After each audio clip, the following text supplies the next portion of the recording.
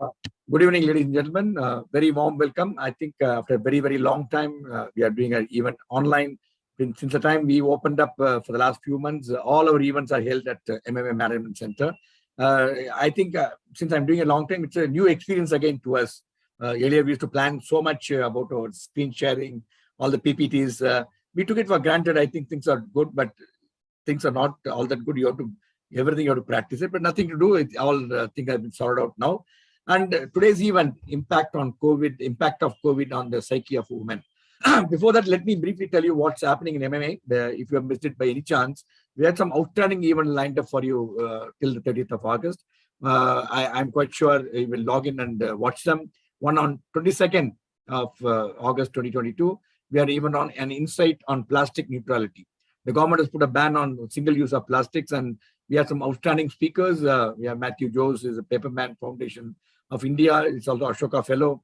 Then we have got a Padma Singh Isaac, is the Chairman, Managing Director of Archie Masala Group, and Sanjeev Goyal, Managing Centralized Procurement of ITC Limited, and Tushar Rajan is the Corporate Head of Dabur India Limited. So they will be talking. It's an evening seminar in person happening at MMA Management Center, followed by dinner.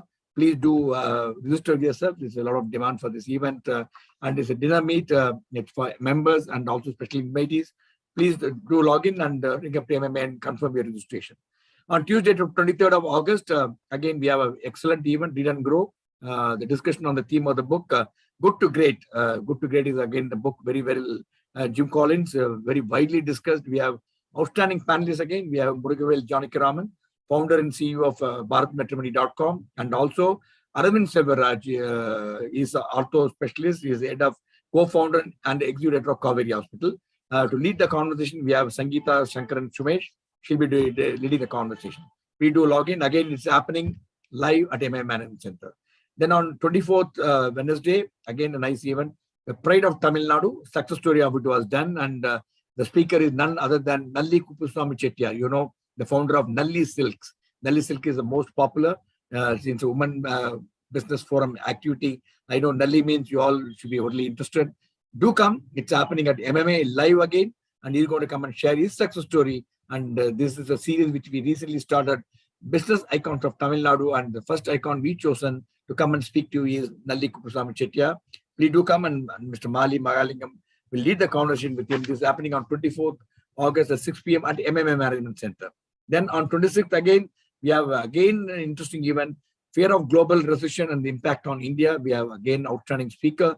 This is a subject which we all really looking forward to hear, because so much of impact has happened on our economy, and how it's going to really do, and how it's going to have the recession going to impact on India. And Dr. Narayanan is a former finance secretary and also former advisor to the Prime Minister Vajpayee. He'll be there, and Ravichandran Purushothaman, the president of Danfoss, and Raghuvi Srinivasan is the editor of Hindu Business Line. Again, we have a very, very high-profile team discussing on this important subject. Do come. This is again happening live at MMA Management Center on the 26th of August. The last event for the August, 29th of August, we have again very, very inspiring story. My Train 18 story. You all know My Train 18 is a Vande Bharat, where it's been cleared to do some 500 trains of that for a super fast train, which is going to be the government of India's policy to introduce very soon. We have with us Sudhanshu Mani, who is actually the one who really galvanized and invented and put the whole thing in force. Is Sudhanshu Mani when he was a GM ICF. He'll be there. Along with them, we have again outstanding panelists, Professor Kamakodi, Director of IIT Madras, Muthukumar Tanu, again President and Group CEO of TAFE, then Mrs. Manan, who is the Chairman and Managing Director of Senatipati Group of Companies. So these are all happening in the month of August. Please do come. All the events are happening in person except for this event. This event also you could have loved to have it in person, but unfortunately Anju is tied up. She is going to talk to us from Bangalore. She's joining us from Bangalore. Coming to this event, very, very insightful. Impact of COVID on psyche of women. And I know you all know that so much of impact is made on the women, though we have opened up, still is not fully implemented, and the people still work from home. And the women are the one who implemented. The psyche of women is not only what's happening on the psyche of women at home and at office, and how she has to cope up with this thing. And we have an outstanding speaker who will be going to share. As usual, if you have any questions, please do share your questions. The numbers which is on your screen, or send it by WhatsApp to our MMA team. We'll collect all the questions and put it to the speaker for her to respond to all your questions. Now, I'll take once again warmly welcome all the viewers who are watching this program on all our social media portals, Zoom, YouTube, Facebook, Twitter, and many more. And also thanks members and so many viewers. MMA new initiative, we also launched all about Tiranga, a flag story about this flag, which we did it on the 15th of August. And I'm so overwhelmed with the response what we got from the viewers. We got over 90,000 viewers on YouTube. I think thanks so much for really so much of response. That clearly shows the passion and what you have for the national flag. Thanks so much. Now, Maithili doesn't need an introduction, but I always take it a privilege to introduce Maithili because she is the chairperson of Women Business Forum and over 30 years of experience. She's worked in a number of organizations, and she's a brand specialist, and she's the one who's driving the entire Women Business Forum activities. And our clients include ITC, Unilever, Hero Motors, and Pepsi and Company. Maithili, all the time thinking what we can do something different for Women Business Forum, and we have lined up some very good speakers to moving forward. And over to Maithili to introduce the subject and also to introduce the speaker. Yeah. Maithili. Thank you, Group Captain, and welcome, Anju. So today's speaker is a little different from our usual speakers. Normally, we focus on women's employment, careers, how to enable and empower them to get into the right career, to stay the course, break the glass ceiling, things like that. Anju comes from, she's the India business head of Quantum Consumer Solutions, which is really the first and last word in qualitative research in India. My bias shows, but I've always been, they've been one of my favorite market research agencies for more than 3 decades now. So while they are in market research, and every marketer who has anything to do with brands would have called them at some point of time or the other to solve a problem, what they bring to the table is actually social commentary. Because they have been at it for so many years in so many ways, every target group you can think of, be it youth, men, women, working women, housewives, or any category that you can think of, what they bring to the table is finally a mix of psychology and sociology and anthropology. And it's because they have been doing it for so long, you actually, they are experts at taking us through the evolution of social change in many ways, and that's what they do best.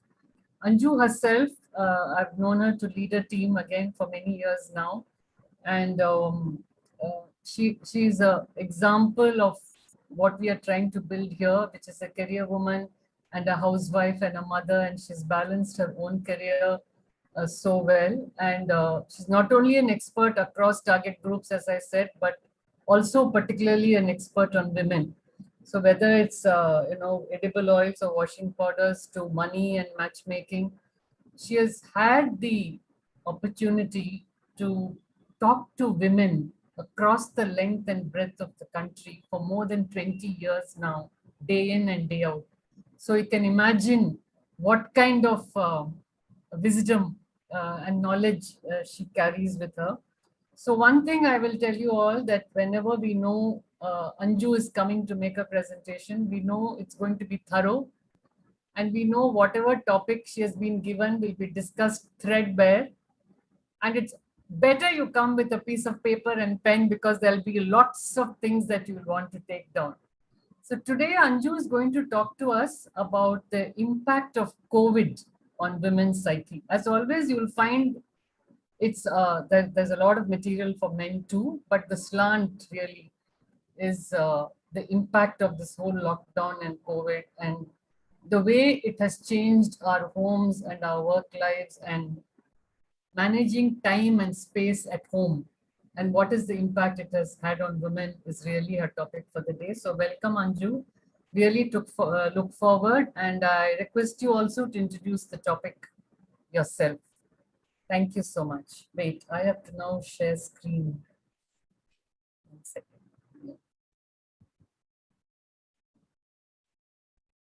Let me know if you can see the screen, Anju. Yes, I can. And let me know when you need me to shift the slides. Certainly. Thank you, Maitli, and thank you, Group Captain, for the glorious introduction. I really hope there's so much pressure now. I really hope I'm able to live up to it.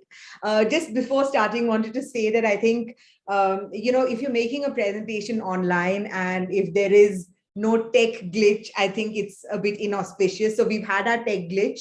I'm unable to share screen. So Maitli has been kind enough to help me navigate my presentation today. So you're constantly going to also be hearing, Maitli, please, can you change the slide?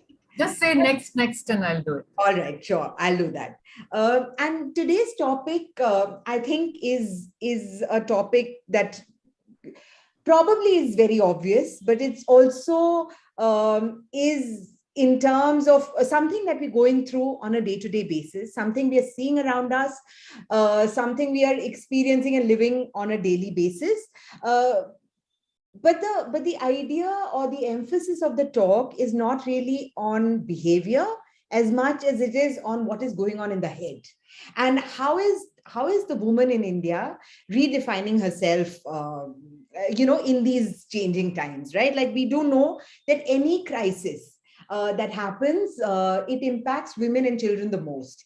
And this pandemic has been no different. So, and we do believe that this pandemic actually is a clay moment in history, because a new future is getting created. And we're seeing that across everything that we're doing, right? Like the way people are prioritizing today, what has become more important to them, the way they're shopping, the way they are making decisions, their response to elders, their response to families, all of that is undergoing significant shift.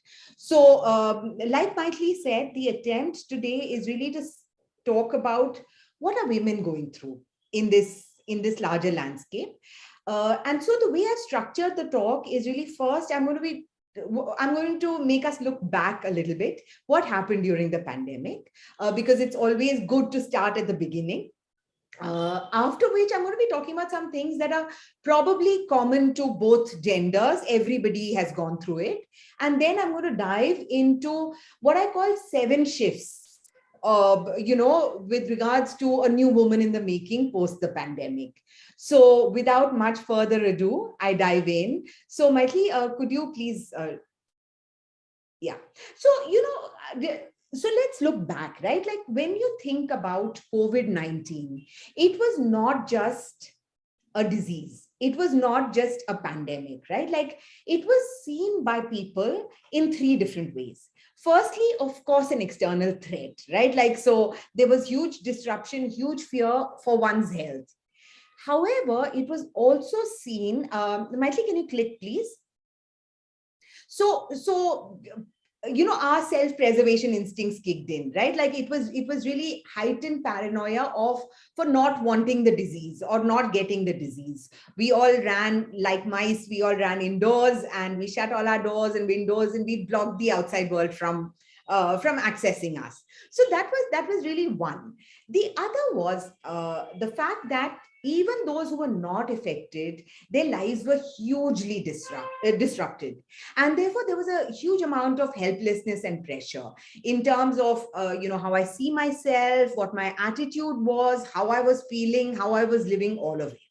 And the third really was, this was a time that made people question, made people reassess, made people reprioritize, made people prepare and adapt. So basically, the time of the pandemic was one of paranoia, one of huge pressure, and one of apprehension. Now, just to give it some more flesh and blood, Maitli, could you? Yeah. So what we found really was that our mind was split into many mental models were emerging during the pandemic. So, for instance, as an external threat, we were in a constant state of panic, right? Like, so as soon as you interacted with someone from the outside, you'd come home and wash your hands. Sanitizers were all over, masks, one was masking and double masking, and so on and so forth. So the panic mind was clearly in focus, because we have a basic survival instinct and we needed to survive. The other also that, we all must have witnessed, if not in our own neighborhoods, but in the news, is the distancing mind, wherein we started to other anyone who was not like us. So if someone was not family, that person was unsafe. If someone was not part of our community, that person was unsafe. So we saw like how doctors bore the brunt of it, how Muslims as a community bore the brunt of it, or Northeasterners, and anybody who was not like us, anybody who was not familiar was the other. And our mind, again, as a survival strategy, kicked in to say, okay, let me distance because I need to protect myself from what is an external threat. So that was one set of mental models. The other set of mental models was really about why me? Oh, poor me. What have I done to deserve this? And how can it be me? So we heard a lot of that during the pandemic. The other was really, tell me what to do. I don't know what to do. So when Prime Minister Modi said, light diyas, we all lit diyas. When he said that, bang plates, we all did that. So we did everything that somebody was telling us to do. We know that there were so many videos on social media saying, drink all kinds of concoctions, or Trump saying that, if you drink insecticides, there is going to be no COVID. But we were at a time when we wanted to be led. We wanted somebody else to tell us what we need to do. Then, of course, there was a sense of imprisonment because it was Groundhog Day, right? Like every day was the same. Weekdays melded into weekends, days melded into nights. And there was just a huge sense of stagnation and monotony. Also, there was a huge sense of deprivation because touch is very basic as a human sense. It is a very basic sense, and we got deprived of that fundamental sense, right? Like mostly it was really visual or auditory that was in play. Most other senses were not in play, and therefore we felt a huge sense of deprivation. So we do know that after the first lockdown, the long serpentine queues outside alcohol stores, because one was completely deprived of things that were taken for granted before the pandemic. And, pandemic also led to job losses. Pandemic led to insecure futures. One did not know what is going to happen. So there was a lot of worry. There was also a lot of introspection. So reprioritization, we find, has been a big one during the pandemic because people have realized, what am I running behind? What am I working for? Why is it that I'm not paying attention to things that matter? So a lot of reprioritization happened. And a lot of people during the pandemic said that, nothing can be trusted. And therefore, I need to take control into my own hands. A lot of upskilling, a lot of, learning and equipping oneself for things that are unforeseen, for things that might happen in the future. So this is really fundamentally, this is what we went through. Of course, like, human memory is short and we forget, but all of us were going through all of this at some point or the other. Depending on the situation, we were either worrying or we were panicking or we were feeling just a sense of huge amount of stagnation and so on. Mythili, could you please move? So what happened after the pandemic, right? Like, I know that the pandemic is far from over, but what has happened, given the fact that it's had some time, it's run, I think, the dangerous course, what has happened to women is the question for us now. So Mythili, if you could move. So before getting into women, I just want to talk about change. And, each time there is change, we find that there are different kinds of responses to change. And we are finding these responses across categories that we are working in. One response to change is really that, change is an opportunity. Let me see, now there is a new world that has been presented to me. And so let me see how can I make the most of it, right? So change seen as opportunity. So upskilling, changing jobs, moving cities, going to a bigger home, all kinds of things you find in this mindset. There is another mindset that says, oh my God, this is such a huge challenge, but I need to cope. because I need to stay relevant. And the third mind is that change is danger.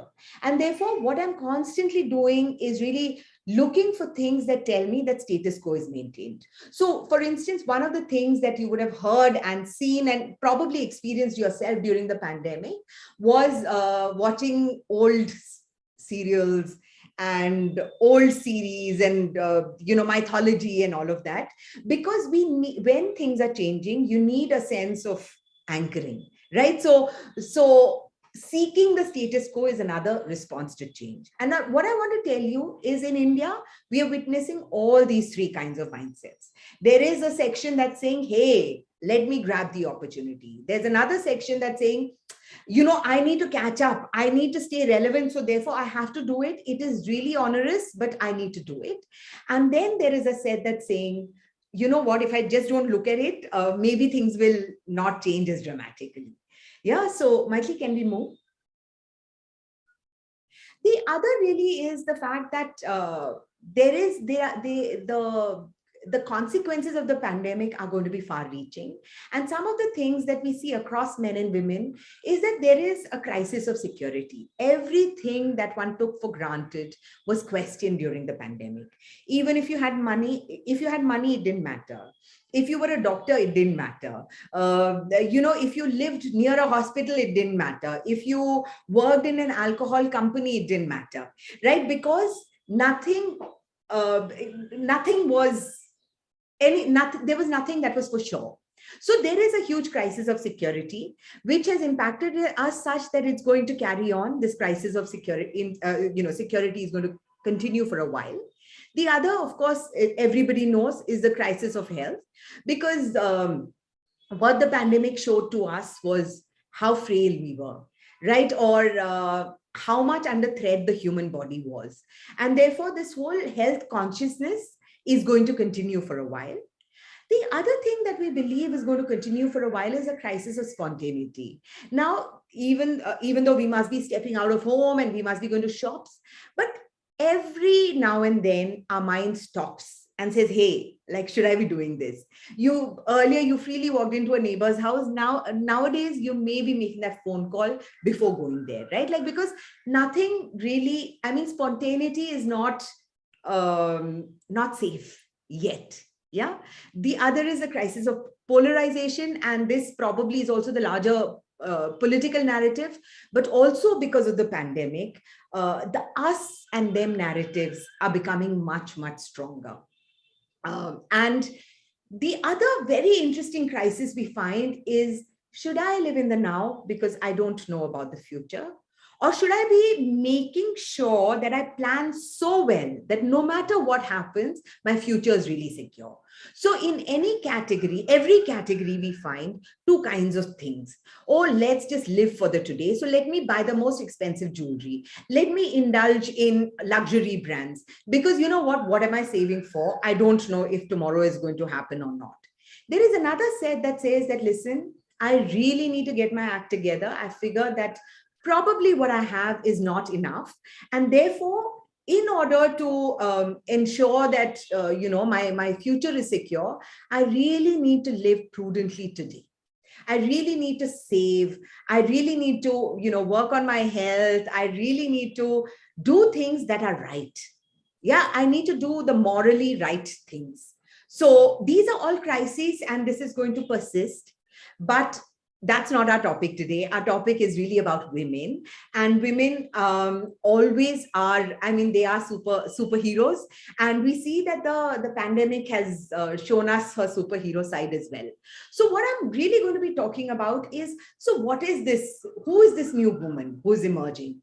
And I'm going to be only talking, there are shifts in every part of life. I'm going to be talking about seven shifts because of want of time. And also, I think these are significant and really, really interesting shifts. So, Maitli, can we move? So the first one is what I call a shift from an identity subsumed to a self-crafted identity. So by this, what I mean really is that the pandemic has made her grow in her own eyes, not in the eye of the other. Of course, in the eye of the other as well.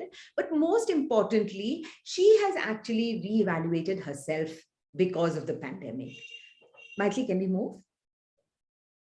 So there is an amplified and renewed quest to reclaim the self and craft her own identity. And she's faced so many battles, right? Like the husband very often has lost his job, or the husband, his business is not doing well, children, husband, everybody's at home, usually in cramped spaces. There is an increased workload because households that have maids, there are no maids that are arriving, schedules are awry, everyone is at home all the time, and the demands are just not reducing, right? Like, so you need new food, you need to eat more, you need to eat constantly, the house needs to be clean, clothes need to be washed, and so on and so forth.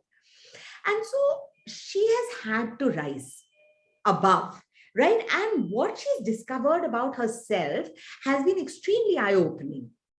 So, they've taken over the financial load along with other chores as well. So, like, this whole thing of homepreneurship has come up in a big way. Lots of women have converted their little hobbies into professions, and they've been quite successful at that. So she's upskilled. So we hear of so many women who know about crypto, who are learning about investments, who are learning about finances, which were all before the pandemic male territories. Now, women are getting into it. They're running businesses. They're upgrading in terms of tech because their business, is online, right? So she has really surprised herself. Yeah. And like I just want to give you an example. We were doing some research in Maharashtra, in small town Maharashtra, and we asked this woman to introduce herself. So she said, you know what? I make puran poli, which is a sweet. And she said that I make puran poli, and I'm a businesswoman who's famous from Aurangabad to Sangli. And Sangli is another town. And that was her introduction. So suddenly what she's discovered during the pandemic is, oh my God, I can actually do this, right? And on your left, everywhere on the screen, you'll find snapshots from social media in terms of what women have been posting, right? So your skill is your identity, and it is the key of your success too. Is a woman who's posted online, and she has recognized that she has a lot of skills, and she has recognized that she has potential that is just waiting to be unleashed. Maitli, can we move?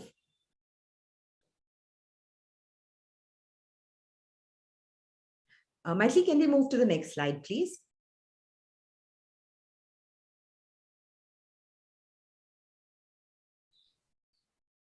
Maitli, able to hear us? Maitli?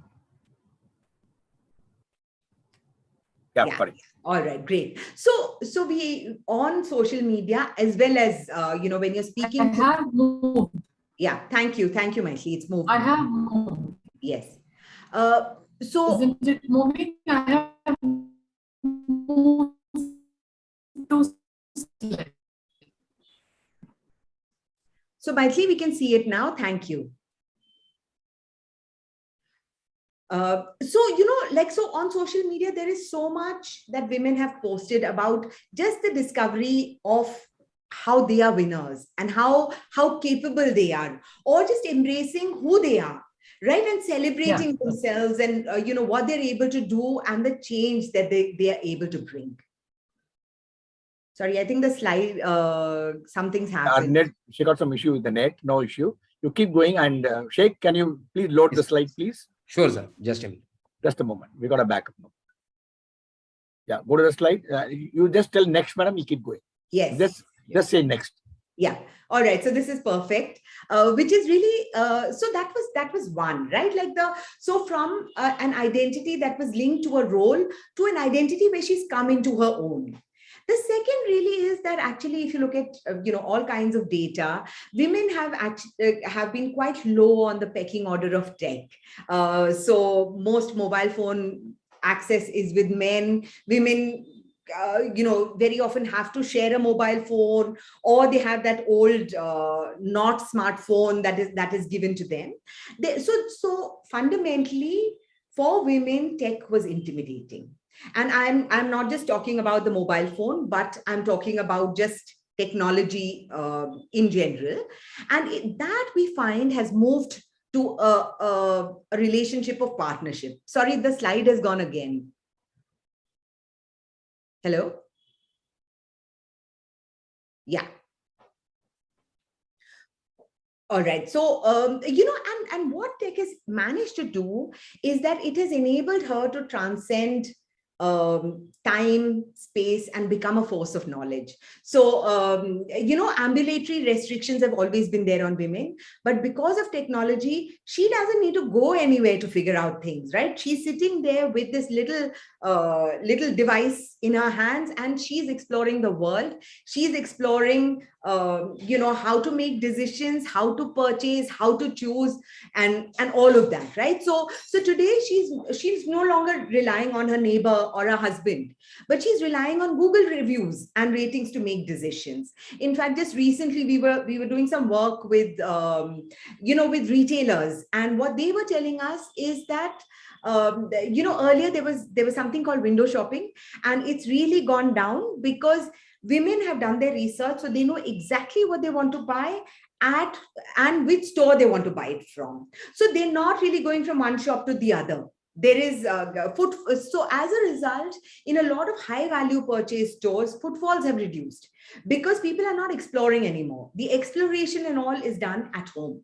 When they come to the store, they're serious buyers and they know exactly what they want, right? So, the way consumers are buying, the way she's purchasing, the way she's making decisions, all of that has changed, right? So I think for marketeers and for people who are attempting to talk to this woman, a very important question is, where do you find her? Because today she's not necessarily just relying on traditional media. She's not necessarily relying on, traditional influencers like neighbors or mother-in-law and so on. She has found her own way. And I think that is important for us to think about. She really has the rocket in her pocket, right? Like, so we found a lot of posts on social media where women are really proud to talk about themselves as the tech support in their homes, or women are upskilling themselves so that they can have better video call, they can have a better video call experience. Can we move, please? Yeah. So there are women who are posting about things that they're doing online because she knows that that'll improve her business, or they're posting about the fact that she's the one who's guiding her family in terms of using technology and using the computer or using the phone. So that was number two. So here, like, again, Paytm, Google Pay, Big Basket, Swiggy, these have all become like household words, right? Like, and the woman is using it quite effortlessly. Can we move, please? The third one really is, and this I think is a big one, which is a shift from self-sacrifice to self-love, right? So it is okay to seek me time. And that we believe is a significant sociocultural shift that has happened very much thanks to the pandemic. Can we move? So, earlier, time for myself was completely mired in guilt, right? Like, if you sought time for yourself, it meant that you were not a good homemaker. You were not doing your role, really well. And therefore, we found that every time you pitched the idea of convenience, it was always judged. It was always looked at as something that is negative. So the ideal woman was somebody who sacrificed herself at the altar of the collective. Now, during the pandemic, what she's learned is, hey, it's not necessary to be perfect. It's okay if things are not perfect, right? And she's been able to, and it's a journey, it's not complete, but I think she's been able to embrace her flaws, her follies a little bit more, and she's been able to create windows of opportunity where she's given permission to herself, and that's really, really significant. So, for instance, we find today that women bathe for longer, right? And the time in the bath is so important for her because that's a time where she's communing just with herself. or, buying premium products, or just like openness about consumption of alcohol. And, our clients tell us that alcohol consumption amongst women has indeed gone up during the pandemic.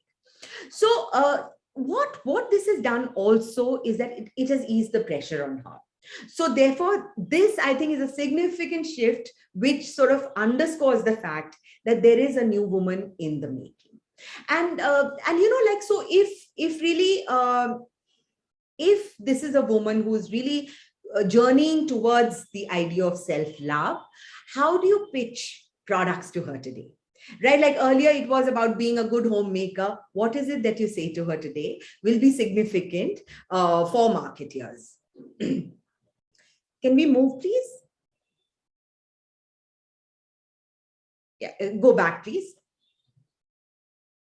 Yeah, so we find a lot of conversation online about me time, about actually rewarding myself with just things that I like to do. So be it drinking alcohol, be it photography, be it spending time with nature, be it spending time in a salon, getting your hair done or getting a lovely pedicure, whatever it is, me time has become very important for her.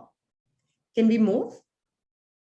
The fourth one we find really is earlier, and I've spoken about this, even in the change mindsets, comfort in the familiar to conquering the new. So she wants to upgrade, she wants to move to the next level of success. Can we move, please?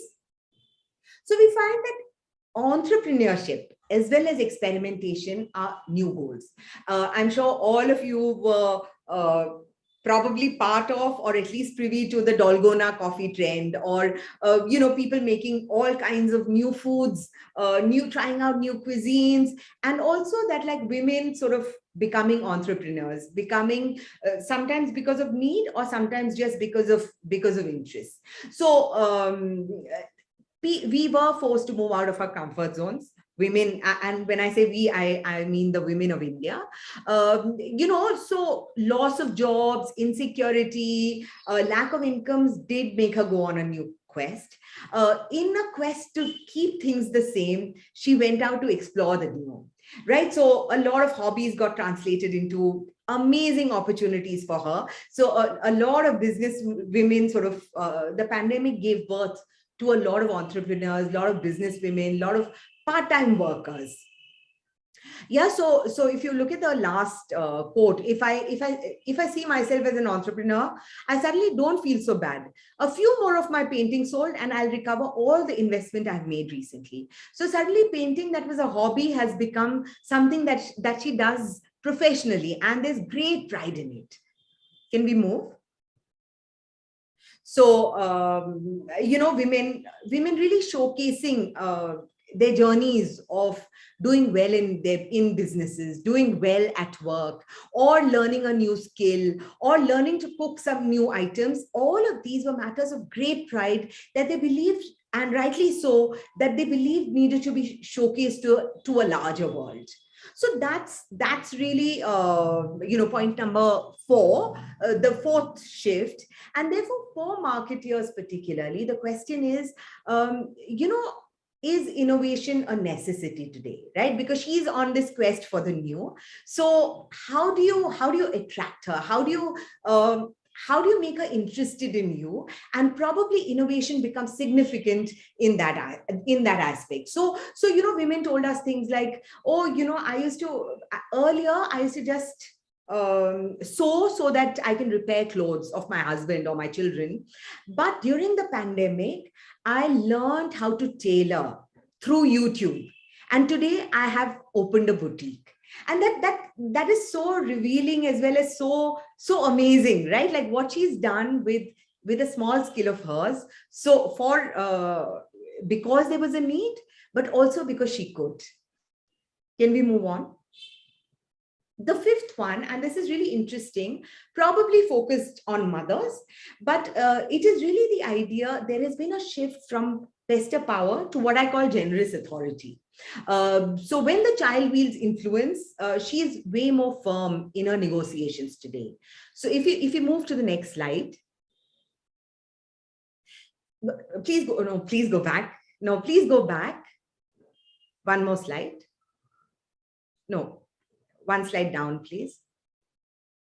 Yeah, please stay here. So basically nutrition, right? Like it, and we find that this is undergoing sea change. So the turn of the century, after liberalization actually saw a dramatic shift in parenting, because parents as well as children, they were all exposed to this new world of chips and soft drinks and all chocolates and so on and so forth.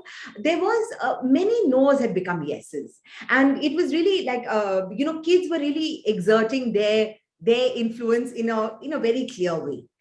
But what has happened during the pandemic is the focus on health and the focus on immunity. So if you're immune, if you haven't got COVID, it's a status marker.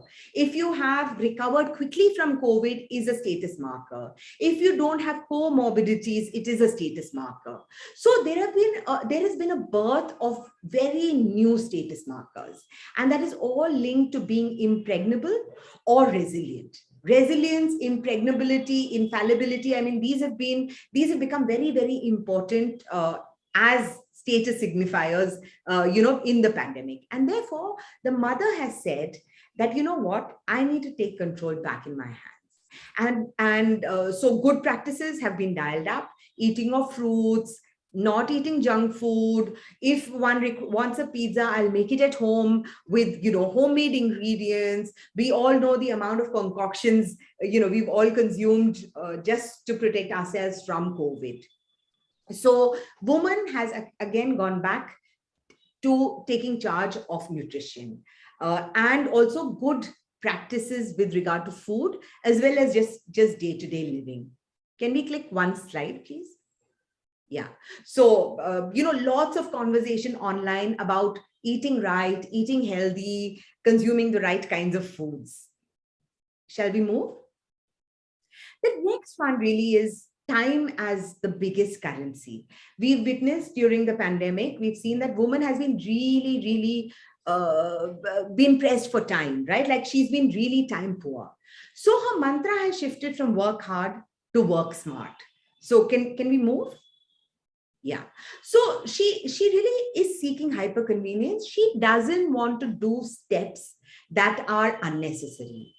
One more extra step is one more it is something that's wasting precious time. So her lens is shifted from money saving to what is the opportunity cost? In that time that I save, what else can I do? Or what else do I want to do? Right? So the world of convenience, thanks to technology, is at her footstep, at her doorstep, and she is really making the most of it, right? Like so she's saying, what can I do in that time? How can I save my time so that my time is spent in the best way possible? It is spent in the most productive manner. So for instance, like what she's really, what some women told us was that, I'm a working woman, and therefore I need to get my priorities right.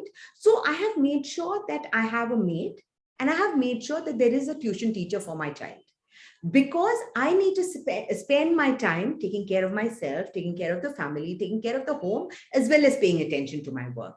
And this is something, this smart work and being able to divide smartly and being able to choose wisely in terms of what is it that she needs to do is something that has happened in a big way during the pandemic. Can we move, please? Yeah, so I thought that this image on the right was really interesting. So this lady has painted only 2 of her toenails because that's all that shows, when she wears her open toe bellies. Can we move? The last one really is the idea of quality time. So from, a family is together just because you're all in the same space was an idea that existed earlier, to when we are together, we must be actually working towards some purpose. So the idea of quality of time has become really significant today. So it's not really about the amount of time you're spending, but what are you doing with that time that you're all together? Can we move, please? So she is really actively designing experiences of joy, experiences of love, experiences of tangible affection, right? So the pandemic has really shed light on the unpredictability of life.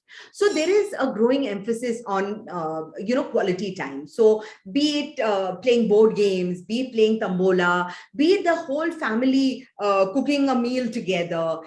So eventification, right? Like mini events are getting created so that the bond gets strengthened within the family, and the idea of the family is reinforced constantly. So if you look at the post on the right, uninstalled Instagram this week, saved time and data, gained sleep, concentration, quality time with family, reduced distraction, mind fog, anxious thoughts. Can we move, please?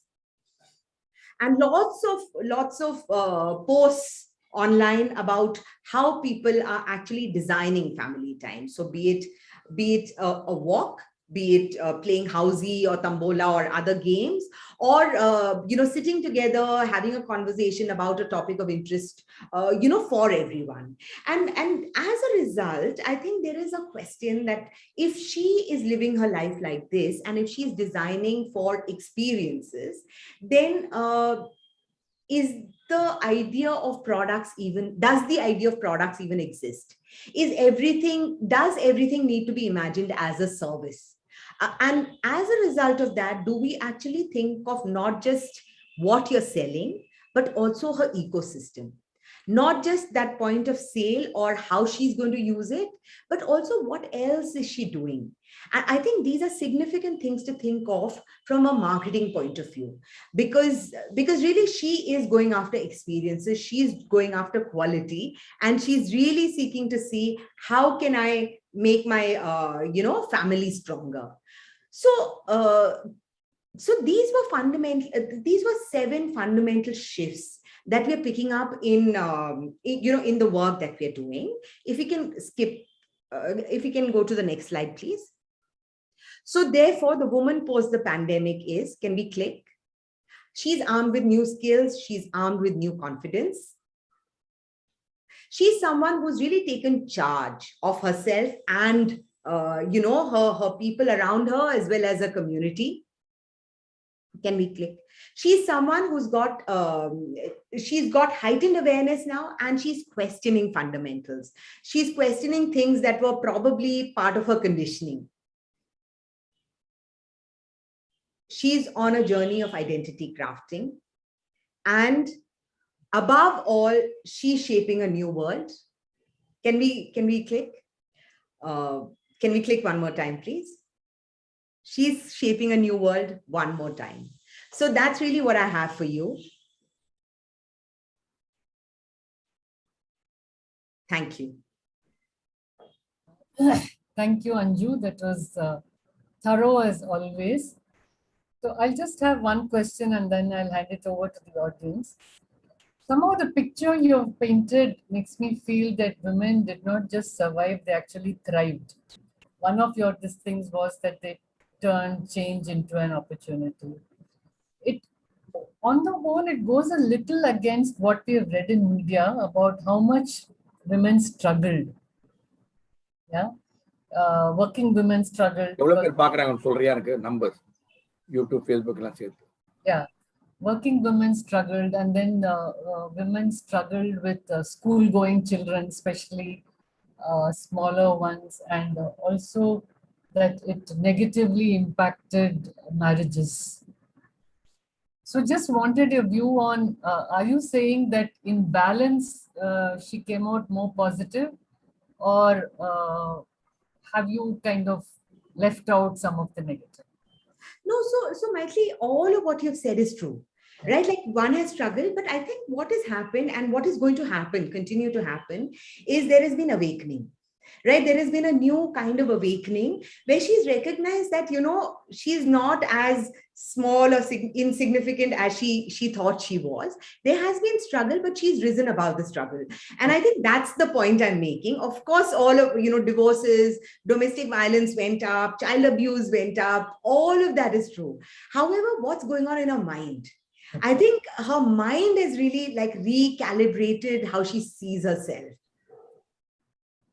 Over to you, Lata, Group Captain. Lata, go ahead. You got to unmute yourself, Lata. Mute, Lata.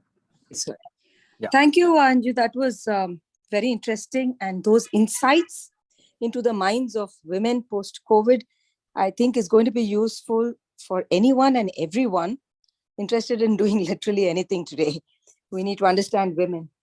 However, I had read a study recently in which I came across a few things about, for example, in the informal sector, the number of women working, their pay and the gender balance being stuck at 16%, and also the number of women who are not employed. So what I would like to ask you is, I read that there was an aggravated impact of COVID on women living on the economic margins. So what is your view on that? No, I think the aggravated impact has been experienced by women across pop strata, right? And across economic classes. So it's yes, and as always, the poorest bear the maximum brunt. So it is true, but I would think that it is true for all women. So sorry, just to clarify, to me, the way I understood it was, most of the points that you had stated today were referring to people with jobs, certain amount of affluence, middle class, urban households.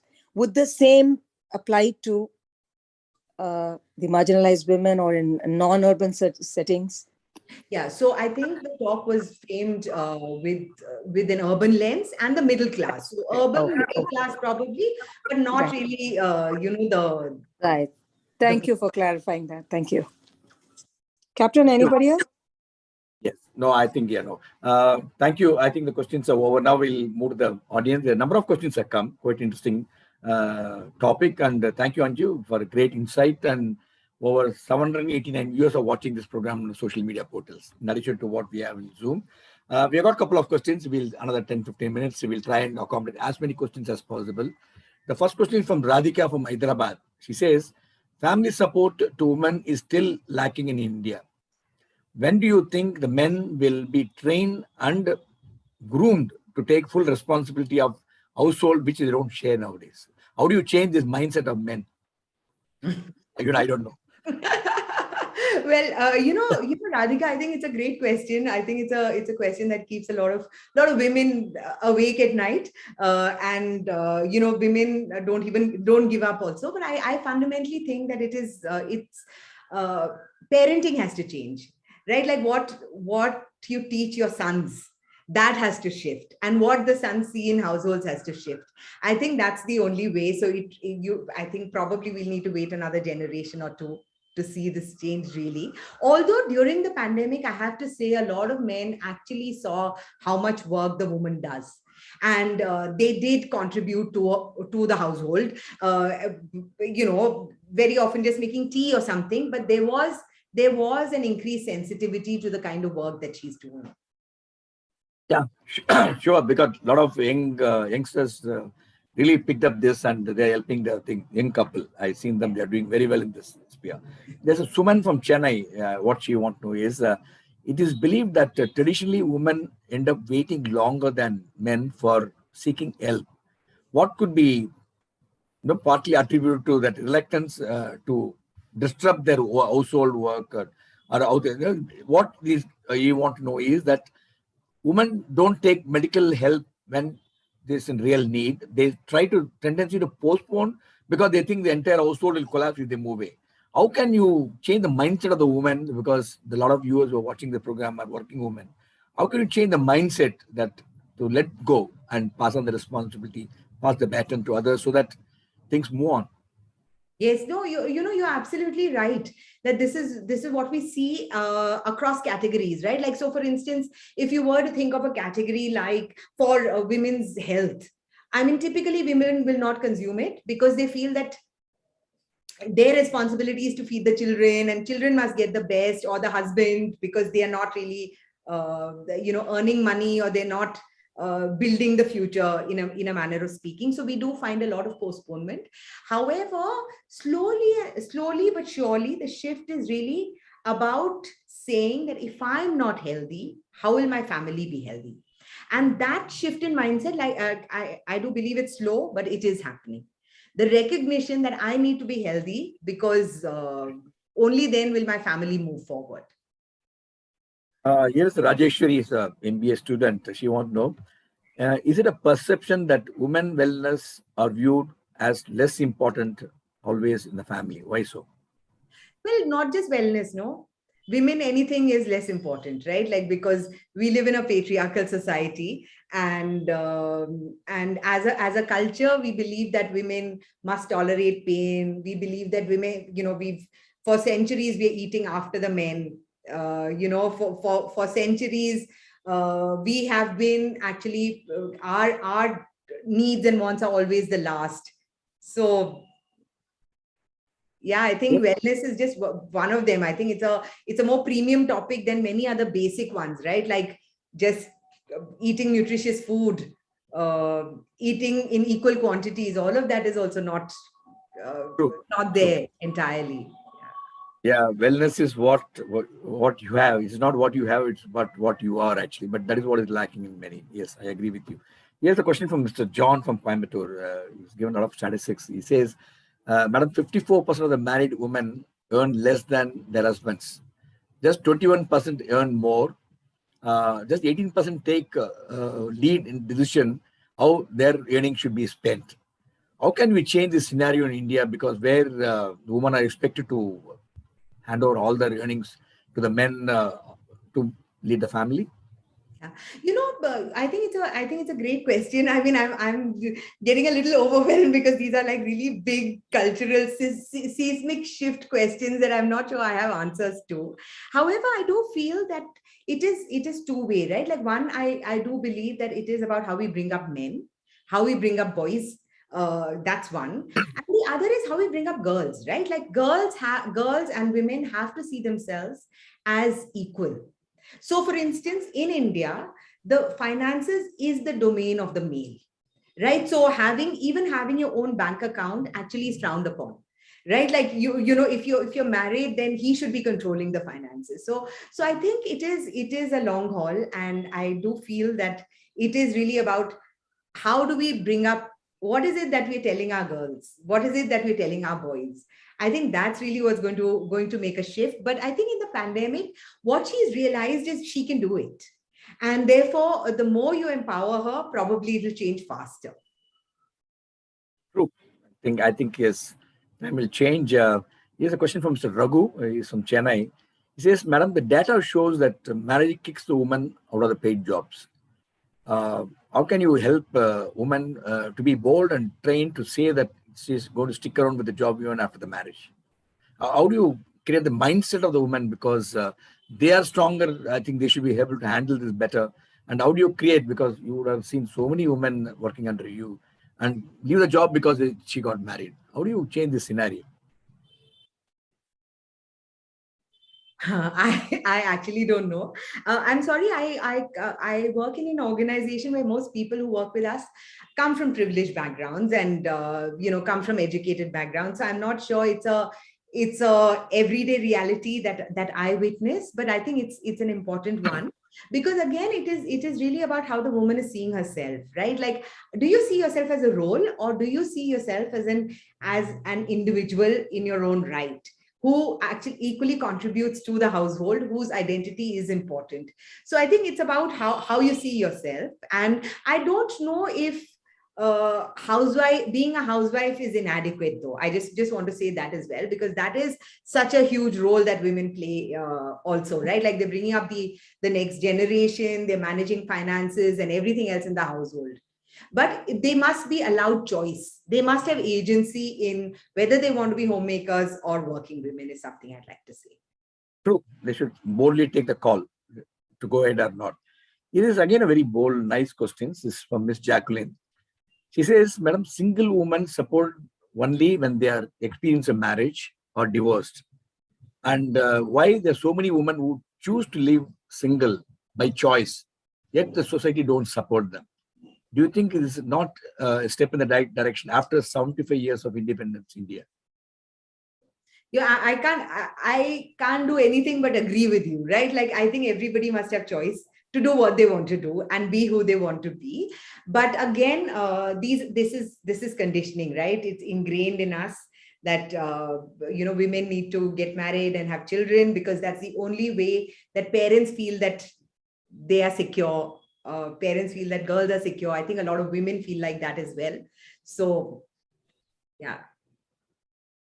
I think we'll take two more questions, another 2-3 minutes left. And here's a question from Gurumurthy. Mr. Gurumurthy wants to know, he said, Madam, the burden of women in managing deadlines, household is quite tough. My wife, Vijaya, I need some tips from you so that I can make sure that she manages all this well. I think you should ask Vijaya. I'm sure she can give you some tips. Yeah, because women are ace multitaskers. And yes, I fully agree. But how do you manage the work and life pressure, personal experience of Yeah, so my like the women I spoke to you about, I think I'm very clear that I can't do everything. So I have great help. I have a family to support me, including my parents and my husband and everybody. So the home is sorted like that. At work, I'm very planned. Very planned, and I have a colleague who helps me with the planning as well, so that there is balance. Great.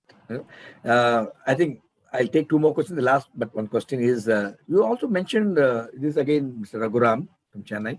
He says, Madam, you mentioned about quality time, but the time is not in our control, women's control. And how could women can change this and take control of ourselves and all the work around her? Yeah, again, this is like a very fundamental question, right? Like, what is time?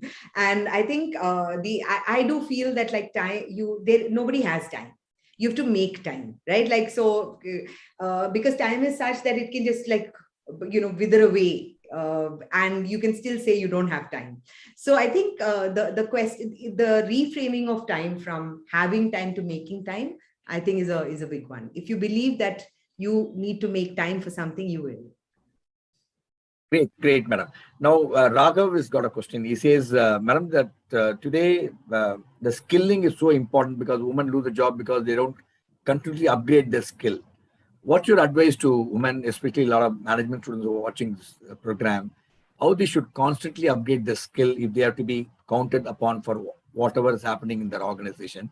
And maybe from your experience, how you made sure that you upgrade your skill all the time to meet the expectations of the organization yourself? Yes. So I'll respond to this from a corporate point of view, from, and I do feel that, like, I think, again, the other thing that pandemic has done is that it has given us access to so much learning online, right? So there's YouTube and there's Coursera and there are Unacademy. I mean, there are so many places where you can learn. And I personally do at least 2 courses every year, just so that I can upskill. Need not be in my area of specialization. It could be just, it could just be anything. But I think that, again, it's a question of prioritizing. It is a question of making time for learning. And it's really so easily available today. The best courses, the best teachers, they're all available to us online. Thank you. Great input. Yes, you must do at least 2 courses in a month. And yes, MMA offers so many courses. Women, take charge and join the course. And if you want more, you'll be more than happy. Maybe Maithili, any final comments before we... I'm just very happy with the questions that came, though we put the entire burden of changing women on her. But I think, to me, it really showed that the audience recognizes the kind of... 800 viewers is a big number. 800 is a big Yes. number. Normally, we get about 300-400. I think the audience has very quickly grasped the width and depth of her knowledge on the subject. So I was very happy about it. Thank you very much. And many of these questions, let me tell you, if you give it to her, she can come back with a full 1 hour presentation on that alone. Yeah. Thank you very much, Anju. It was really thorough and threadbare as always. Thank you, Maithili. Thank you, Maithili. And before we let you go, Anju, we are normally, if you are in Chennai, we would have given you a lovely memento from MMA. Since you are separated by the distance, you are in Bangalore. On behalf of all the members of MMA and on behalf of the Women Business Forum and Maithili, we would like to present to you this is what we do, the people who are not able to make it in person. Kaushik, you are there. Will you be able to do that? Yes, this is what we do. We present on your behalf, we will be presenting 500 face masks because this is still a saver for many of us to avoid totally out of the thing. And we go around, my team go around, present this on your behalf to many people. Thank you so much. And next time when you visit Chennai, we look forward to your visit to MMA Management Center. We are pleasure to have you with us. Thanks again for sparing your time, preparing a wonderful presentation, very detailed as Maithili said, and great insights, and really publishing this as an article, which I'll share with you with the embedded video. We do all that. And thanks so much. Thank you, Lata, for joining us this evening. And thank you, ladies and gentlemen, for excellent questions. I got a number of other questions, but we had to close it. We're short of time. I couldn't take, and this clearly shows that people have really paid a lot of attention to the subject, which is really burning issue today, and the woman-centric issue. And I'm quite happy that each one of you participated and shared the questions, and especially watch online. A big number, 800 plus is a big number for an evening time to come and watch. Thank you, Anju. Thank you, Maithili. And thanks, Lata, all the members. Bye-bye. Thank you very much. Good night. Thank you so much. Thank you very much. Bye-bye. Thank you. We'll meet again. Good night.